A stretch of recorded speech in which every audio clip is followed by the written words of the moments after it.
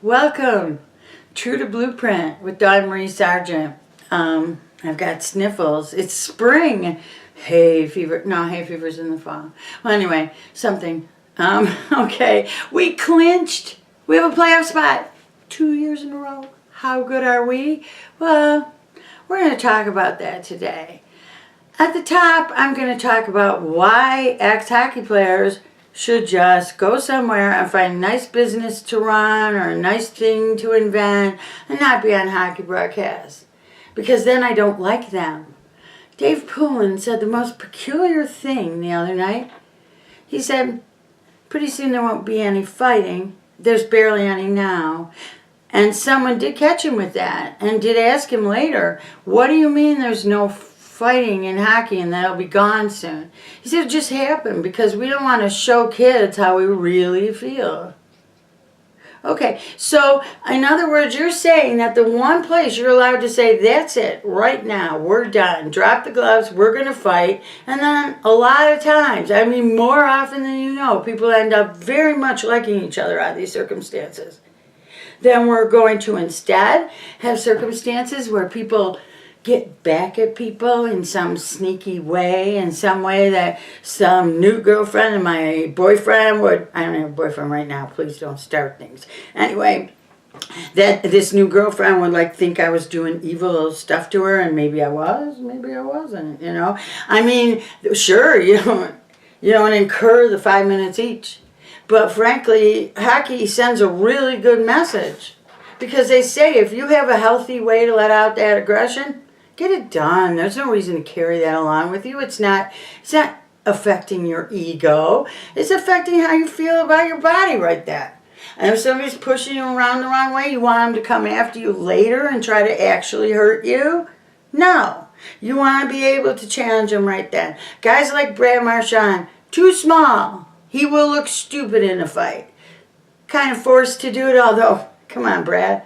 You're responsible for yourself. You don't have to be that kind of hockey player. Dave Poulin, you got to be crazy. This is a society that needs to talk more about how it's really feeling, not keep hiding feelings. That kind of thing will make people turn away from hockey. Right now, it's an out in the open way of saying this is what life looks like. And I could tell you how that metaphor works, but I will over time. Right now, the whole idea that he sees this tells me that there's just about no one who has to do any deep analysis of hockey to become a hockey analyst. For instance, the guys who run the league, they fixed goaltender interference, the rule that's been vexing us all year. And guess how they did it? They didn't change the rule because that's hard. They changed the fact that the officials on the ice will no longer be the ones making the final decision, which means, and they keep saying this like it's one guy in New York will make the decision. That might be one guy on any given night, but those are different guys. They haven't clarified the standard. They didn't address what caused the problem in the first place. But it took Pat LaFontaine, 8 months and $30 million to write a memo that says hockey includes everyone? So, you don't want to mess with actual written words. That might take time. Seriously, folks, the rectangle in the crease, this conversation ends. All right, what's bothering the Maple Leaf fans on Facebook, other social media, and just plain everywhere? Because today I found out somebody even wrote to the Star Reporter about that. We'll never contend with this defense. Okay, now people I respect are telling me this. At one time it was all about how bad Jake was and how bad Roman Polak was and how small Connor Carrick was and about how they weren't doing the right things or whatever. This isn't coming from them anymore. Now it's coming from people I really, really worry should understand better than this. The object of the defense in Babcock hockey is to start the offensive play as close to the attacking blue line as possible, deliver a pass through whatever method you need to do so, or set up a series of passes. Most of the time it's a monster outlet pass, and nobody does that better than Jake Gardner.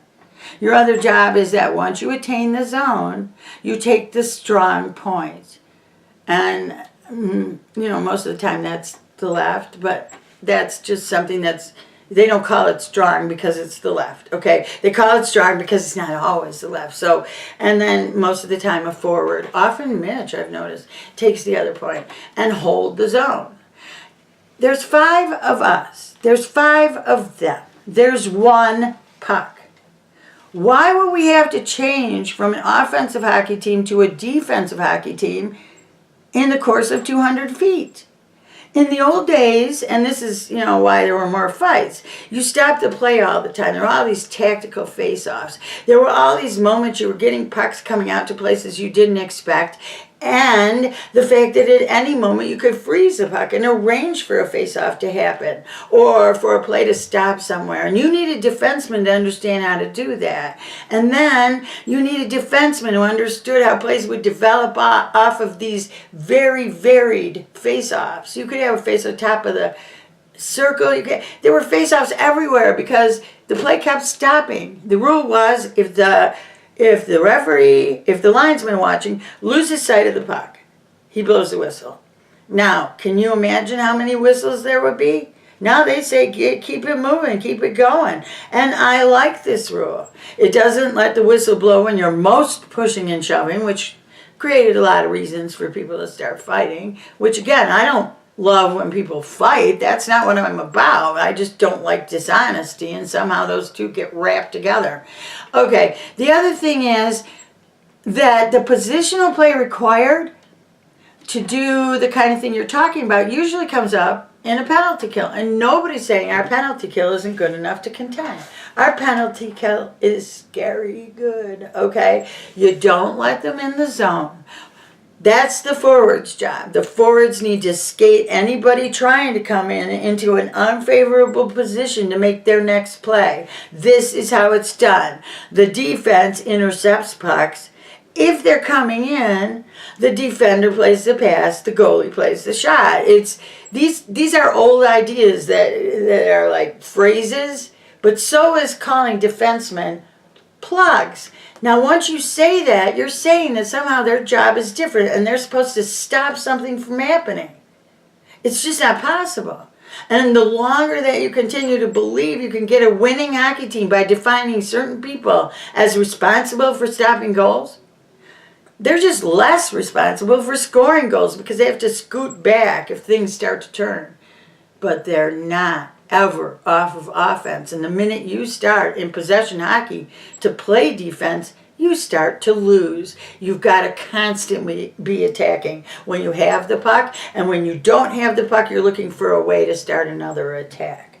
Okay, I'm going to wrap this up because there's a hockey game tonight. We play the Islanders. We play old Barstool. That's what I call man. He's named Barzal, and he's a very good player, but he actually made this stupid mistake of saying in public he didn't care if he won as long as he got better every year. He should have been in private business. Okay, even lawyers don't say to themselves they'd be better next year. They got to win. If they don't win, they go out of business, okay? And when I see people like that, I just wonder what the hell's happening to the world. Now let me talk about the hope the world has. What I do is based mostly on analysis. It's based on experience and where I've been.